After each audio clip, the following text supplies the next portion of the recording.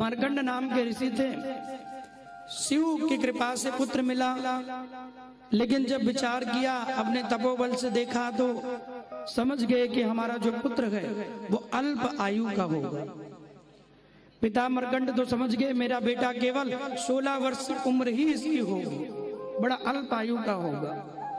अब किसी पिता को एक ही संतान हो और उस पिता को ये पता चल जाए कि मेरा पुत्र बस अल्प आयु में मर जाएगा, तो आप सोचिए उस परिवार, उस पिता के, उस माँ के जीवन में क्या बीतेगा। मार्कंड ऋषि बड़े उदास, बड़े दुखी रहने लगे। विचार करने लगे क्या उपाय करूं कि मेरे बेटे की जो आयु है वो बढ़ जाए। विचार करते करते एक विचार आया। अब जब पुत्र थोड़ा बड़ा हुआ तो अपने पुत्र से कह दिया, नाम रखा मार्कंडे। मार्कंड ऋषि के पुत्र हैं, ध्यान से सुनो, भैया बातचीत नहीं करना। बहुत सुंदर सुंदर कथा आपके लिए लाए हैं, सुनोगे इससे भगवान की भक्ति हृदय में मिलेगी। मार्कंड जी महाराज के पुत्र हैं, इसलिए नाम मार्कंडे रख दिया गया। पिता ने पुत्र से कहा कि बेटा रोज सुबह चले जाया करो गंगा जी के किनारे, वहां अनेक अनेक साधु संत महात्मा आते हैं, कितने कितने तीर्थों की रच को लेके आते हैं, कितने प्रभु की कृपा को लेके आते हैं, उनको प्रणाम किया करो, उनका आशीर्वाद मिलेगा, तुम्हारा जीवन सुखी आनंद बड़ा कल्याणमय हो जाएगा। बेटे ने तो साधारण तौर से मान लिया कि पिताजी प्रणाम करने को कह रहे हैं, तो रोज चला जाता और गंगा मैया के किनारे बैठ जाता। जितने ऋषि मुनि वहां से गुजरते उन्हें प्रणाम करता, सब कहते सुखी रहो, खुश रहो, आनंद में रहो, खूब आशीर्वाद मिलता। कभी कोई गुरु मिले मेरी माताओं, कभी कोई संत मिले, गुरु संत का आगमन जीवन में हो, कोई ब्राह्मण दिखे तो तुरंत प्रणाम करना चाहिए। उसकी वाणी से क्या पता जो आशीर्वाद निकल जाए वो आपके जीवन में सत्य हो जाए। किसी संत के, गुरु के वाणी से निकला हुआ आशीर्वाद भगवान उसे सत्य कर देते हैं। इसलिए सबसे आशीर्वाद लेते रहा करिए, किसी के निंदा जीवन में मत करिए। जो व्यक्ति किसी के निंदा करता है, शिव महापुराण कह रही है, वो अपनी भक्ति का, अपनी सेवा का, दान का समस्त फल वो नष्ट कर देता है।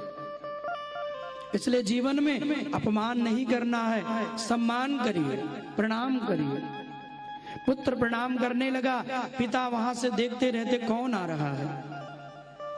रोज रोज प्रणाम करते करते और कुछ दिन बीत गया। मार्कंड ऋषि को चिंता हो रही है, पुत्र का एक एक वर्ष निकला जा रहा है, लेकिन एक दिन बड़ी कृपा हो गई। क्या कृपा हुई? सनत कुमार वहां पहुंच गए। ब्रह्मा जी के मानस पुत्र सनक, सनंदन, सनातन, सनत कुमार, ये चारों गंगा जी के किनारे आए। गंगा मैया में स्नान किया, आचमन किया, और स्नान करने के बाद जब वहां से जाने लगे तो पुत्र आया और चरणों में आकर के लेट गया।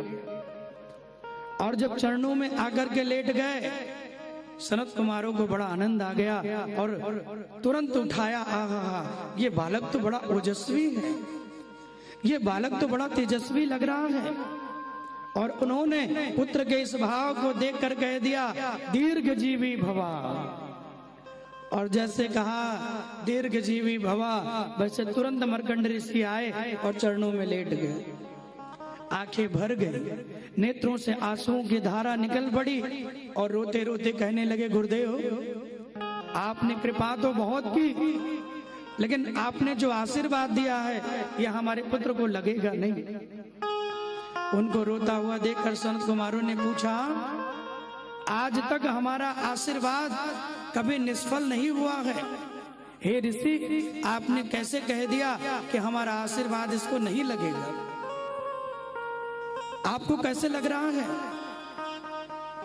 तो उन्होंने बताया, महाराज मेरा पुत्र अल्प आयु का है, केवल 16 वर्ष इसकी उम्र है, काफी वर्ष निकल गए, अब बहुत कम दिन बचा है।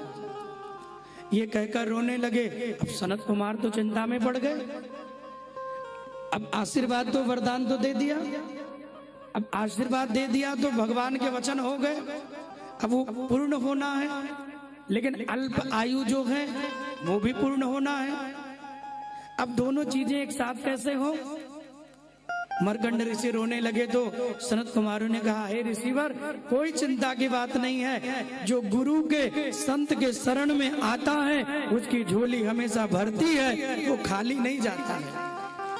तुम मेरे शरण में आए हो, हे पुत्र, मैं तुम्हें निवेदन करता हूं, जब तुम्हें काल लेने के लिए आए, जब तुम्हें काल लेने के लिए आए, हे ऋषिवर, जब तुम्हारे पुत्र का मृत्यु का समय नजदीक आए और जब काल इसे लेने के लिए आए तो इसको कालों के काल भगवान महादेव के पास लेके चले जाना, वो इसके प्राणों की रक्षा करेंगे। मरकंड ऋषि ने प्रणाम किया, समझ गए। मार्कंडेय पुत्र ने भी प्रणाम किया। सनत कुमार प्रभु का नाम जपते हुए चले गए। बालक का समय बीतने लगा, शिव का नाम लेता, भक्ति करता। भगवान शिव के मंदिर में बैठकर शिवलिंग से लिपटकर रोज रोता, हे प्रभु, हे महादेव कृपा करो। बेलपत्र चढ़ाता, फूल चढ़ाता, कनेर पुष्प को लाता, धतूर के पुष्प को लाता। भगवान महादेव को बेलपत्र चढ़ा के, धतूरा चढ़ा के, भांग पत्ती चढ़ा के भगवान को रोज प्रसन्न करता। एक दिन वो समय आ गया, काल लेने के लिए आ गया, और जैसे काल लेने आया, पुत्र भगवान के शिवलिंग को पकड़ के लिपट गया। जो भगवान के सामिप्य में रहता है, शिव महापुराण कह रही है माताओं, जो भगवान शिव के सामिप्य में हो जाता है वो कालों के काल महाकाल है, काल भी उनका कुछ नहीं बिगाड़ पाता।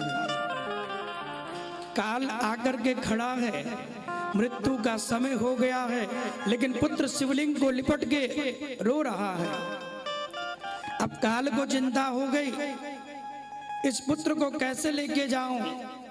ये तो महादेव को लिपट के बैठा हुआ है, जब तक शिव को छोड़ेगा नहीं तब तक हम इसे लेके नहीं जा सकते। इसीलिए तो कहते हैं मेरी माँ कि महादेव की पूजा में बड़ी शक्ति है, महादेव के भक्ति में बड़ी कृपा है।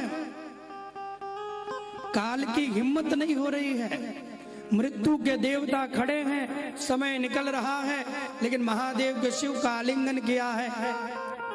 शिव के सामिप्य से मैं इसको कैसे लेके जाऊं? काल ने भगवान महाकाल को बुलाया, हे प्रभु आओ, नहीं तो मेरा नियम टूट जाएगा। उस बालक को देखा, शिवलिंग को पकड़ के रो रहा है, महादेव को पुकार रहा है, और मेरे प्रभु स्वयं महादेव को जैसे याद किया वैसे त्रिशूल लेके भगवान वहां प्रकट हो गए। बोलो शंकर भगवान की जय हो। तुरंत ही लेकर के वहां प्रकट हो गए, और जैसे ही वहां प्रकट हुए, काल ने भगवान को प्रणाम किया, और काल ने प्रणाम किया, हे महादेव, अब आप ही बताओ मैं क्या करूं? इस बालक के मृत्यु का समय पूर्ण हो गया है, लेकिन ये बालक तो आपके शिवलिंग को पकड़ के लिपटा हुआ है। अब मुझ में इतनी हिम्मत नहीं तो कोई शिव का दास बनकर लेटा हो, बैठा हो, और मैं उसे लेके चला जाऊं। हे महादेव कृपा करो। तब मरकंड ऋषि आए, चरणों में लेट गए। हे प्रभु, मेरा पुत्र आपका परम भक्त है, आपकी भक्ति करता है, और सनत कुमारों ने भी इसको आशीर्वाद दिया है, दीर्घजीवी भवाओ, दीर्घजीवी होने का आशीर्वाद दिया है। इसलिए हे प्रभु, अब आप ही कोई कृपा करो। महादेव जी प्रसन्न हो गए, और महादेव जी ने कहा कि जाओ, हे मार्कंडे, आज से तुम मेरे परम भक्त हो, और अल्प आयु का जीवन तुम्हें मिला था, लेकिन मेरी भक्ति, मेरी पूजा का फल, उसका आशीर्वाद तुम्हें दे रहा हूँ। अब तुम दीर्घजीवी हो जाओगे, और अनंत काल तक मेरी भक्ति करते हुए, मेरा नाम जपते हुए इस लोकों के आनंद को भोगते रहोगे।